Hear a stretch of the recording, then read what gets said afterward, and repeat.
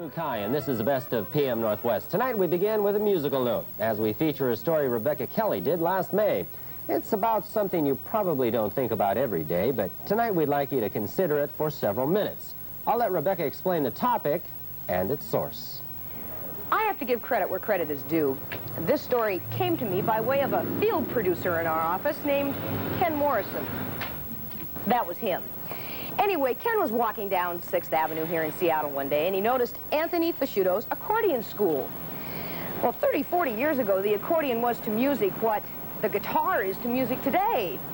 So, gosh, thought Ken, I wonder whatever happened to the accordion. And this story just kind of got out of hand from there. Hopefully I won't offend too many people by observing that the accordion is most often associated with the polka and with Geritol. Face it, Mick Jagger just wouldn't have the same appeal with an accordion strapped to his chest. Nope, the accordion is quite simply as sexy as wet tennis shoes. And I'm sure his intentions were good, but Myron Floren did nothing for the accordion by turning out this album. Can't you just see the slinky dresses and longing eyes? No? Well, it is entitled Myron Floren Plays Disco Polka. Disco polka. Let's get serious. To me, it is a serious instrument. In fact, it has the same keyboard as an organ or a piano. And so once you have solved the keyboard, then you can very easily go into other things. The main thing is you have to relax. What Lawrence Welk failed to mention is that by the time you get an accordion adjusted to your body, let alone master the darn thing, you could be too old to learn any other instrument.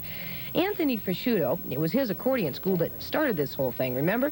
Anyway, Tony was kind enough to show me the ins and outs of the beast. Not bad so far, huh? Just a warning, that's about as good as it gets. But hey, my lesson taught me a couple of useful things. Firstly, don't write snide remarks about accordions. They'll get even with you. And secondly, I now know who invented these instruments. It was the same people who make up income tax forms. Okay. All right, now, very slow now. All right. Good. Very good.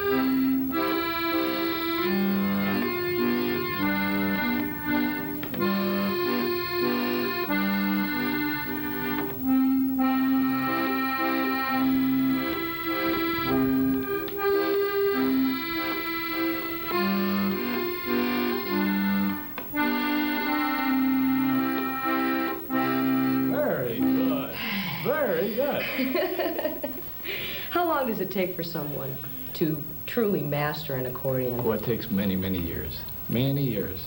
I'm speaking of 15 and 20 years of good hard study. Gosh. So pity poor Joey Smith, one of Tony Fasciuto's students. He'll be somewhere around 30 years old before he masters the instrument. Attaboy. Very good.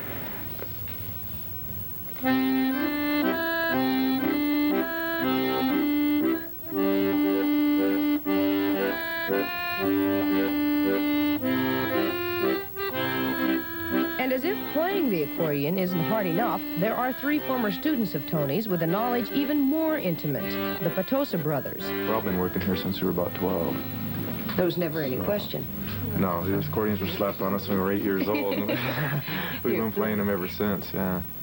That comment by Dean Petosa probably sounds familiar to a lot of kids who had accordions slapped on them. But most kids didn't have their last names plastered all over the things as well. You see, the Petosa brothers are the 3rd generation of Petosas to make accordions. And the small Petosa workshop in Seattle is the only place in the U.S. that still hand makes the instruments. They have a plant in Italy that turns out a less expensive Petosa accordion. The 6 to 10 accordions a year that they build here are strictly for prestige. And I do mean prestige. They run about $6,000 a piece. The exterior is usually made the same as a mass-produced accordion. It's the inside of the accordion that's so critical and expensive to make. It was Joe Petosa Sr.'s father, got that, who taught him accordion making. Joe Sr. passed his knowledge on to Joe Jr., who now makes the most important elements in an accordion, the reeds. The key to reed making, besides how each, like our family, how my grandfather made reeds is handed down. Not only by the technique that's handed down is a lot has to do with the reed, and then of course using the right material, the good material that's used, and experience. A long time of doing it. It takes a long time of doing it just to turn out enough reeds for one accordion. There are 448 of these things in each instrument. And when they're finished, it's just the beginning. They must be riveted to a plate. The plates are embedded in a reed block and sealed off with beeswax. Leather is attached as a valve, so only one of 2 reeds in each plate plays at a time. But that's still only the beginning. The bass notes are handmade and fitted. The keys are cut from walnut, and they're put in place. Then there are the stops that give an accordion its voice. Enough? Not enough. Here's one last amazing accordion fact. The accordion has 3,600 parts. Whew. From jazz to the standard polka music, with people, you know, concert, classical, modern. You said polka, kind of with a smile. Has the accordion been maligned? Yeah, it's been, when people think of accordion, that's what they think of is polka music, you know, Lawrence Welk. It's been very good to me, yes. But that's not really where it's going to. It's going to a lot of classical.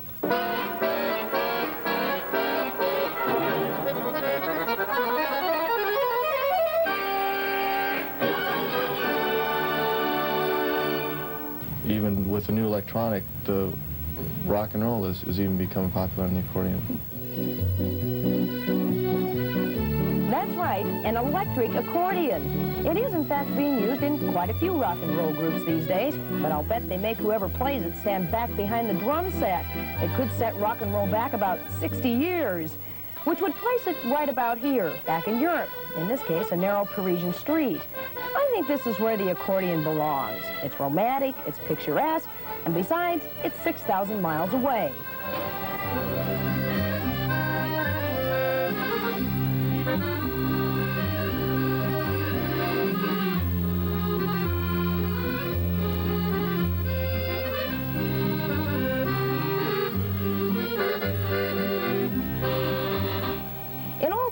The accordion is a complicated instrument, both to master and to make. The Petosas and Anthony Fisciuto taught me a new respect for the accordion.